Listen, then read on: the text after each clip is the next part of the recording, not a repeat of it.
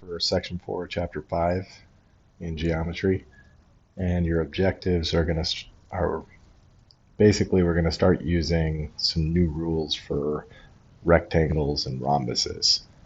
Squares too, but obviously a square is a rectangle and a rhombus and a parallelogram, so we'll use all of the above for a square.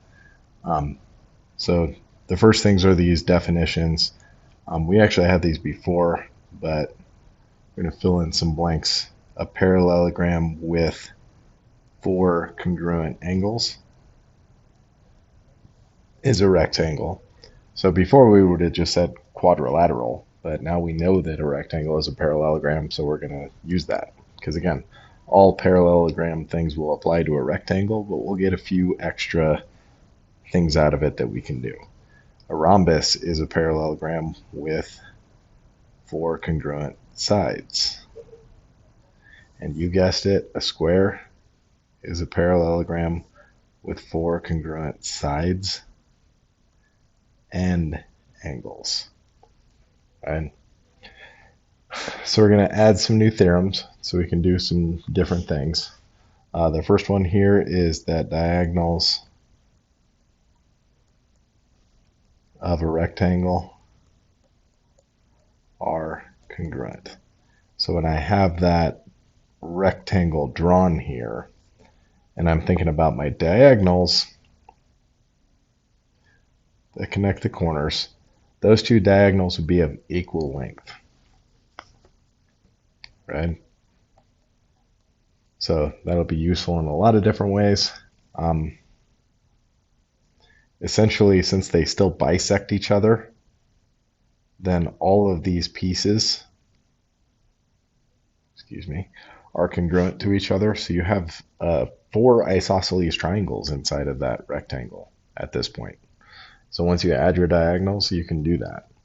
Otherwise, theorem number 2 has to do with rhombuses, and it says that diagonals of a rhombus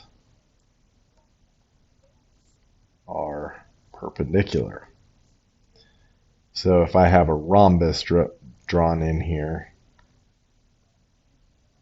so again, diagonals are perpendicular. When I draw these diagonals in, that tells me that I have a right angle right here. So I have a bunch of right triangles that make up that rhombus when it's all said and done. So I'm going to be able to use that information in a lot of different ways. If I'm looking at my rectangle here, that means that these 2 angles are congruent to each other, but so are these 2 angles, right? So kind of hard to see with this, the thickness that I got going on with that pen. Maybe I could change that a little bit. So shrink it down quite a bit. So this angle is congruent to this angle. These angles are congruent. This angle, though, combined is a 90. So I have complementary angles. I have congruent angles at the bases of those isosceles triangles. And I kind of have a similar situation over here, although my right angle is here. So now I have not identical, because these are not isosceles triangles, but those 2 angles should be complementary to each other, right? So those add up to 90, just like these 2 angles in the corner, angle 1 and 2 on this rectangle, add up to 90. You can do that kind of stuff with those 2 new shapes.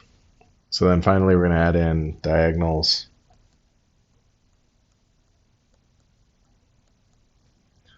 of a rhombus bisect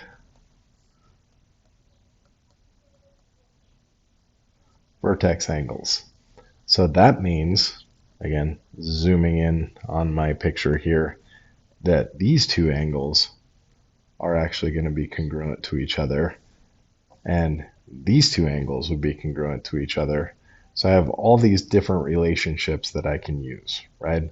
1 and 2 are congruent, 3 and 4 are congruent, 2 and 3 are related because they're complementary, and you can do that all the way around, right? Whereas again, up in my rectangle, I'm working a little bit differently, but essentially 1 and 2 are congruent, or excuse me, 1 and 2 are complementary, 2 and 3 are congruent, 3 and 4 are complementary. So 1 and 4 are complementary because complements of congruent angles are congruent, right? So lots of different things that you can work all the way around in both of our shapes to do what we got to do. So then that brings us to the next few theorems. A lot of them to write in today, sorry. So this one's going to say the midpoint of the hypotenuse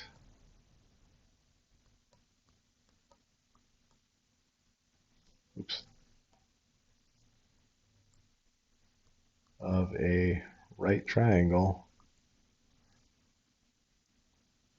is equidistant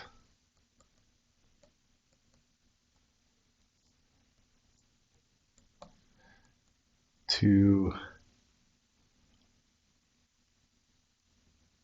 all vertices. Sorry, trying to check my notes there. So we'll use that one specifically here in a little bit. I can show you how that works on one of our examples that we do. But that one's really important, and it's one that actually took me a second to figure out when I was doing the notes myself. So it can be kind of a tricky one, but once you learn to look for it, it's not that hard to use. These other two theorems are pretty simple and pretty basic. If one angle of a parallelogram is right, then it, whoops, got a little dyslexic there, is definitely a rectangle.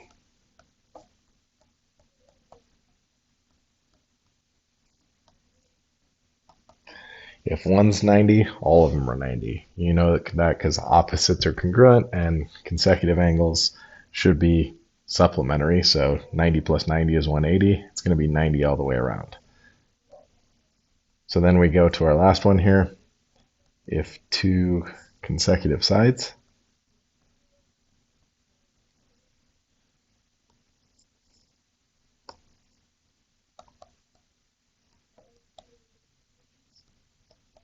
of a parallelogram are congruent, then it is a rhombus. Because you can't just have two consecutive congruent sides. Opposite sides are also congruent, so all sides are congruent if two consecutive sides of a parallelogram are congruent. So definitely something that can be useful as we go. So for our examples, we have this rhombus over here, which again, right away, when you hear rhombus, when you see rhombus, you're supposed to know, okay, not only do those diagonals bisect each other, but they're also perpendicular to one another. And that'll help you figure out what's going on inside here, because I have complements. I have also, those vertices, those vertex angles are bisected. So this angle, angle number 1, is congruent to this angle right underneath it. So I could put 1 here just like above, because either way, they're the same. But opposite angles are congruent. And I also, in this parallelogram, have a z here that I can use to say that, oh, so 1 happens to be 35 degrees. So no matter how you look at it, 1 is going to be 35, and 2 should be complementary to 1, because in this triangle here, 1 and 2 are my acute angles in a right triangle. Those are always complementary to each other. So 2 has to be 55 degrees. 3 is a 90-degree angle, because we already said that those are all right angles, because it's all right triangles. And then zy, because this is a rhombus, all sides are congruent. So zy would have to be 8. So then I get to a rectangle example here. Again, just I'm supposed to know certain things. I'm supposed to know that, oh, bisected congruent. All of those segments are congruent to each other. So I have a bunch of isosceles triangles. So 1 and 2 are congruent to each other. 3 is congruent to this 20 over here. So I know what 3 is. It's 20. 1 is complementary to 3. So it's got to be 70. 2 is the same as 1. So it's 70. That's how you do this kind of problem, right? RP is this whole length here, which is 2 of those small segments that are all 12s. So I'm going to say that's 24. So then finally, this last example, we're dealing with a diagram as shown. It's not a special shape, but it uses a theorem that we talked about a second ago. So the first thing actually is from last section. This side, or that segment that connects two midpoints on that triangle, is parallel to that base, but it's also half of that base in terms of length. So we know that already.